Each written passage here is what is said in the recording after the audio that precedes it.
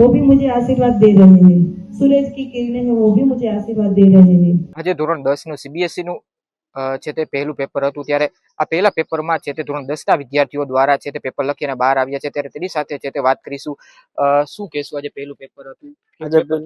આજે પેલું પેપર હતું ને એક્સપિરિયન્સ બહુ સારો રહ્યો ને પેલા પેપરનું એક્સપેક્ટેશન્સ તો બહુ સારી હતી ને એવું જ પેપર ગયું.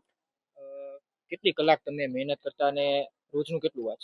હું રોજનું 1.5 થી 2 કલાક વાંચતો ને મહેનત પણ એટલી જ કરતો, 1.5 થી 2 કલાક. શેનું પેપર હતું અને કેટલા માર્કનું પેપર? આજે મેથેમેટિક્સનું પેપર હતું ને 80 માર્ક્સનું પેપર હતું. પરીક્ષામાં જો પાસ થશો કેટલા ટકાની તમને ઉમ્મીદ છે અને પાસ થશો તો આગળ શું કરશો?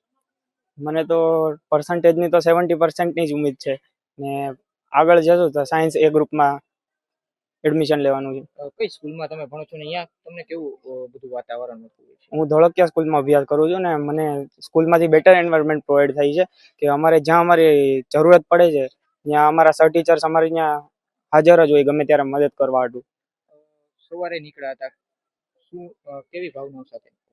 સવારે પહેલા તો પૂજન કરાવ્યું અહીંયા, પછી બધીને એટલે આમ હોનર કરવા હાટુ એક પેનાઈ આપી ને આમ કીધું કે કાંઈ ડર રાખીને ન લખતા અને સારો એટમોસ્ફિયર પ્રોવાઈડ કર્યો હતો. પેપર લખવા બેઠા હતા ત્યારે કેવું તમને લાગ્યું? સૌથી પહેલા પેપર દેવા આવ્યા, કારણ કે આખી વર્ષમાં પહેલું એવું પેપર હશે આખી જિંદગીનું કે તમે પહેલા 10માની પેપર દીધું?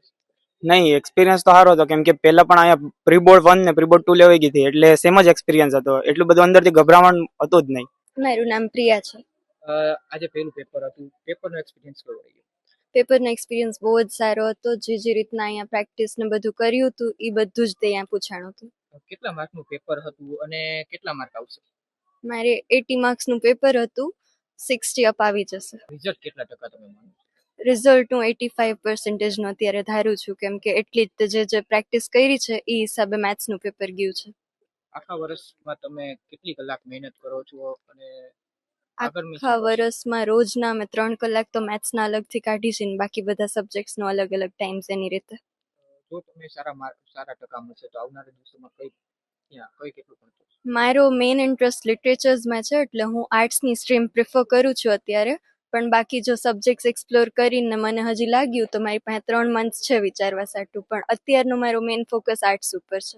આજે પેપર હતું, શું એમ કહેવાય છે કે બુકની બહારનું પૂછવાનું કે બધું જ બુકમાં આપ્યું છે? ના, એવું નહોતું કે બધું બુક્સમાં, થોડાક ટ્રિકી ક્વેશ્ચન્સ પણ હતા, બટ કોન્સેપ્ટ્સ જો ક્લિયર હોય તો એ બધા સહેલા હતા. લોકોને શું પ્રેરણા આપશો, કારણ કે તમારા પછી હજી પણ 9મા ધોરણમાં જે વિદ્યાર્થીઓ ભણતા હોય તે આવતા હોય તે બહુ ડરતા હોય છે? ડરવાની આમાં કાંઈ જરૂરત નથી.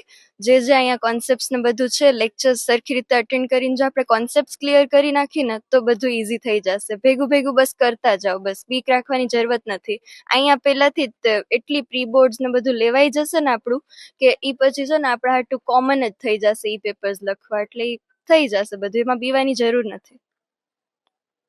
આ હતા ધોરણ 10 ના વિદ્યાર્થીઓ જેના દ્વારા જે પહેલું પેપર છે તે આપવામાં આવ્યું હતું અને તેના દ્વારા છે તે કહેવામાં આવ્યું છે કે પેપર છે તે ખૂબ સારું હતું અને ખૂબ છે તે કેન્દ્રના અધિકારીઓએ પણ ખૂબ છે તેમને સહકાર આપ્યો. ક્રિસ પટેલ, નવજીવન ન્યૂઝ, ગોંડલ.